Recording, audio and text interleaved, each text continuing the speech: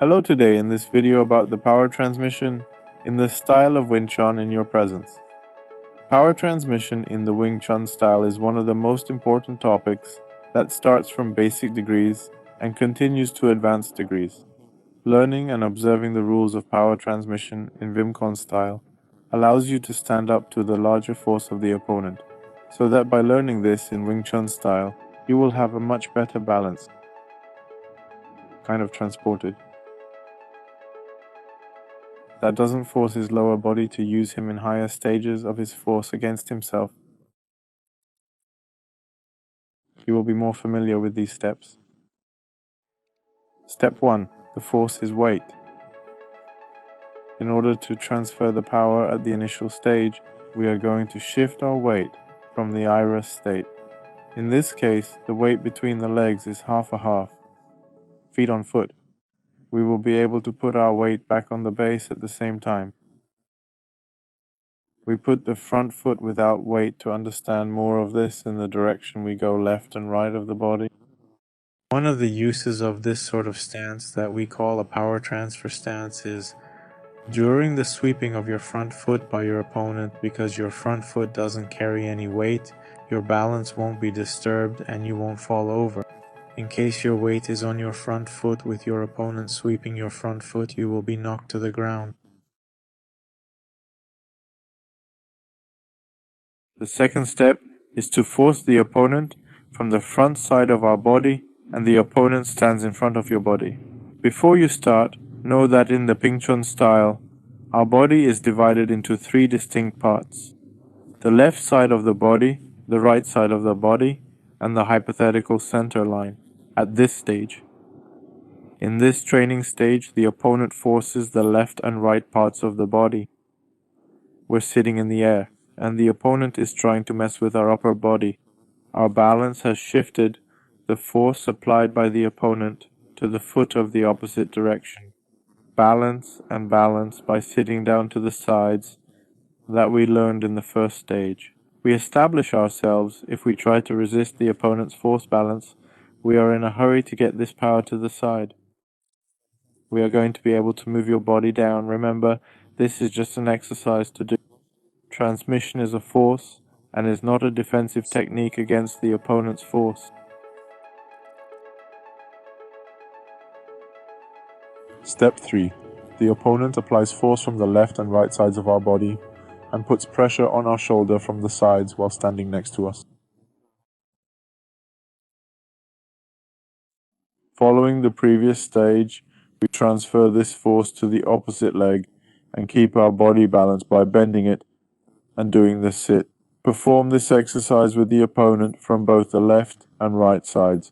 Remember, only when the opponent is applying force, do the work force and do not do it ahead of time or too late.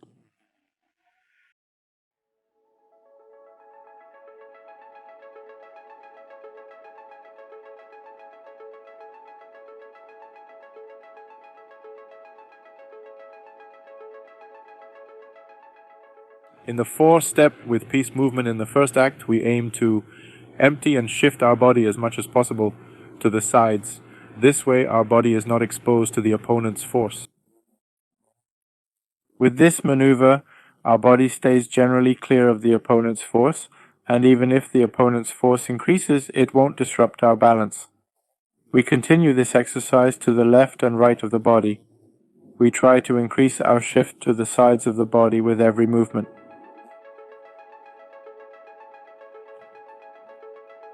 In subsequent steps and in engaging with the opponent, we will gain more familiarity with the benefits of this phase of force transfer.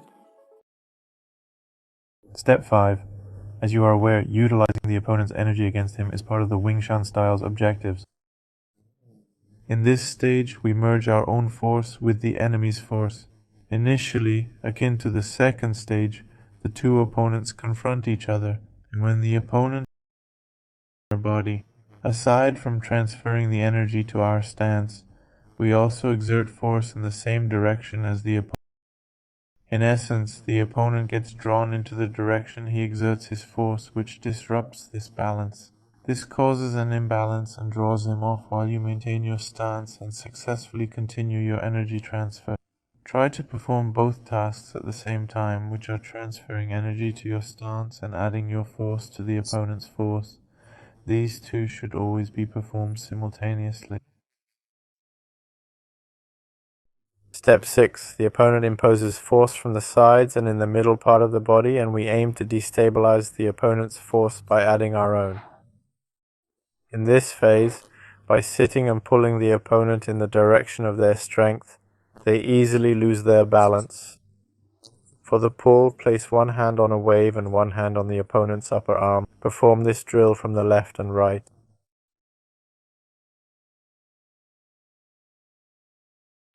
Step 7.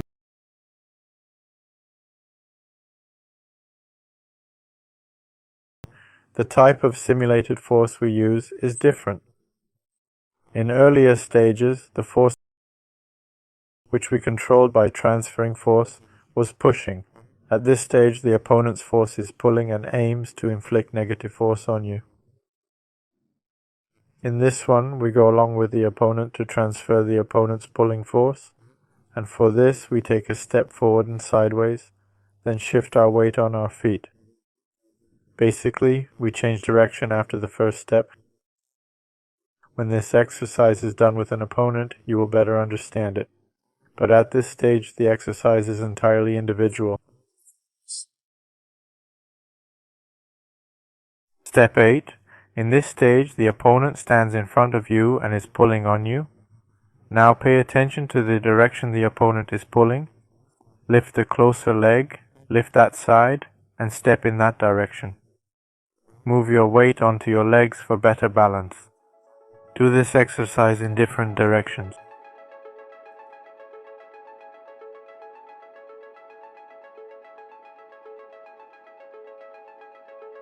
Step 9.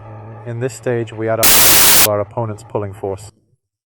To destroy our opponent even more, we take an intrusive step with hand force towards them. In this case, because of our proper body posture, our opponent will be disturbed even by the slightest force. The important thing in disturbing our opponent to the accompanying forces. Step 10.